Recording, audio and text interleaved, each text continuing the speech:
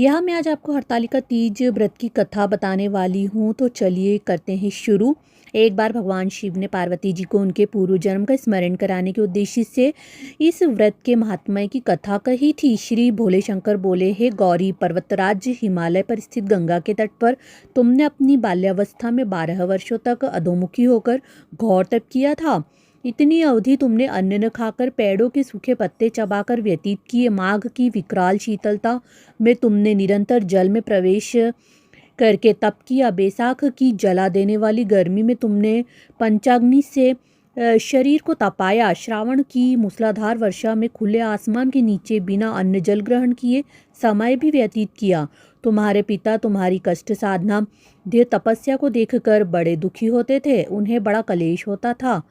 तब एक दिन तुम्हारी तपस्या तथा पिता के कलेश को देखकर नारद जी तुम्हारे घर पधारे। तुम्हारे पिता ने हृदय से अतिथि सत्कार करके उनके आने का कारण पूछा। नारद जी ने कहा, गिरिराज मैं भगवान विष्णु के भेजने पर यहाँ उपस्थित हुआ हूँ। आपकी कन्या ने बड़ा कठोर तप किया है, इससे प्रसन्न होकर वे आपकी सुपुत्री से विवाह करना चाहते हैं। इस संदर्भ में आपकी राय जानना चाहता हूँ। नारद जी की बात सुनकर गिरिराज गद्द हो उठे। उनके तो जैसे सारे कलेश ही दूर हो गए। प्रसन्नचित्त होकर वे बोले, श्रीमान यदि स्वयं विष्णु मेरी कन्या का वरण करना चाहते हैं तो भला मुझे क्या आपत्ति हो सकती है। वे तो साक्षात ब्रह्मा हैं। हे महर्षि, यह तो हर पिता की इच्छा होती है कि उसकी पुत्री सुख संपदा से युक्त पति के घर की लक्ष्मी बने। पिता की सार्थकता इसी में है कि पति के घर जाकर उसकी पुत्री पिता के घर से अधिक सुखी रहे। तुम्हारे पिता की स्वीकृति पाकर नारद जी विष्णु के पास गए और उनसे तुम्हारे विवाह के निश्चिंत होने का समाचार सुनाया। मगर इस विवाह संबंध की बात जब तुम्हारे कान में पड़ी तो तुम्हारे दुख का ठिकाना न रहा। तुम्हारी एक सखी ने तुम्हारी इस मानसिक दशा को समझ लिया और उसने तुमसे उस विक्षिप्तता का कारण भी जानना चाहा। तब तुमने बताया, मैंने सच्चे हृदय से भगवान शिव शंकर का वरण किया है, किंतु मेरे पिता ने मेरा विवाह विष्णु जी से निश्चिंत कर दिया। मैं विचित्र धर्म संकट में हूँ, अब क्या करूँ। प्राण छोड़ देने के अतिरिक्त अब कोई भी उपाय शेष नहीं बचा है। तुम्हारी सखी बड़ी ही समझदार और सूझबूझ वाली थी।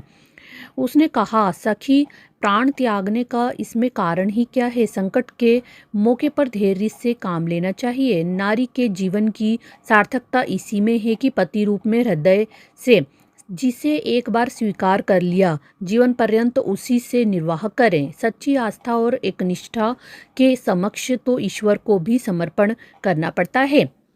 मैं तुम्हें घनघोर जंगल में ले चलती हूँ, जो साधना स्थली भी हो और जहाँ तुम्हारे पिता तुम्हें खोज भी न पाए। वहाँ तुम साधना में लीन हो जाना। मुझे विश्वास है कि ईश्वर अवश्य ही तुम्हारी सहायता करेंगे। तुमने ऐसा ही किया। तुम्हारे पिता तुम्हें घर पर न पाकर बड़े दुखी तथा चिंतित हुए। वे सोचने लगे कि तुम जाने कहाँ चली गई। मैं विष्णु जी से उसका विवाह करने का प्रण कर चुका हूँ। यदि भगवान विष्णु बारात लेकर आ गए और कन्या घर पर न हुई तो वहाँ बड़ा अपमान होगा। मैं तो कहीं मुंह दिखाने के योग्य भी नहीं रहूँगा। यही सब सोचकर गिरिराज ने जोर शोर से तुम्हारी खोज शुरू करवा दी। इधर तुम्हारी खोज होती रही और उधर तुम अपनी सखी के साथ नदी के तट पर एक गुफा में मेरी आराधना में लीन थी। भाद्रपद शुक्ल तृतीया को हस्त नक्षत्र था।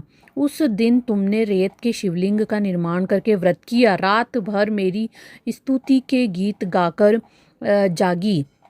तुम्हारी इस कष्ट साध्य तपस्या के प्रभाव से मेरा आसन डोलने लगा। मेरी समाधि टूट गई। मैं तुरंत तुम्हारे समक्ष जा पहुंचा और तुम्हारी तपस्या से प्रसन्न होकर तुम से वर मांगने के लिए कहा। तब अपनी तपस्या के फलस्वरूप मुझे अपने समक्ष पाकर तुमने कहा, मैं हृदय से आपको पति के रूप में वरण कर चुकी हूँ। यदि आप सचमुच मेरी तपस्या से प्रसन्न होकर आप यहाँ पधारे हैं तो मुझे अपनी अर्धांगिनी के रूप में स्वीकार कर लीजिए। तब मैं तथास्तु कहकर कैलाश पर्वत पर लौट आया। प्रातः होते ही तुमने पूजा की समस्त सामग्री को नदी में प्रवाहित करके अपनी सहेली सहित व्रत का पारण किया।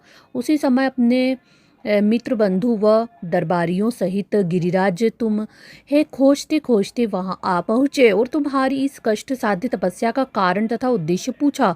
उस समय तुम्हारी दशा को देखकर गिरिराज अत्यधिक दुखी हुए और पिता के पीड़ा के कारण उनकी आंखों में आंसू उमड़ आए थे। तुमने उनके आंसू पोंछते हुए विनम्र स्वर में कहा, पिताजी, मैंने अपने जीवन का अधिकांश समय कठोर तपस्या में बिताया है। मेरी इस तपस्या का उद्देश्य केवल यही था कि मैं महादेव को पति के रूप में पाना चाहती हूँ।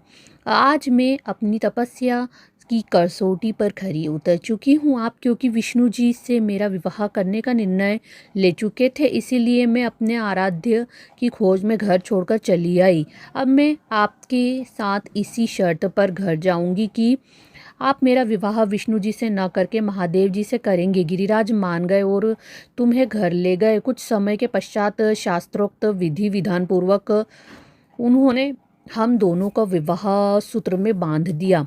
हे पार्वती, भाद्रपद की शुक्ल तृतीया को तुमने मेरी आराधना करके जो व्रत किया था, उसी के फलस्वरूप मेरा तुमसे विवाह हो सका।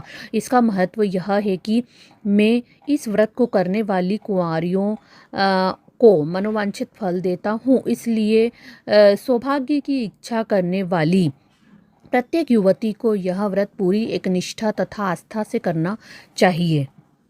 Thank you.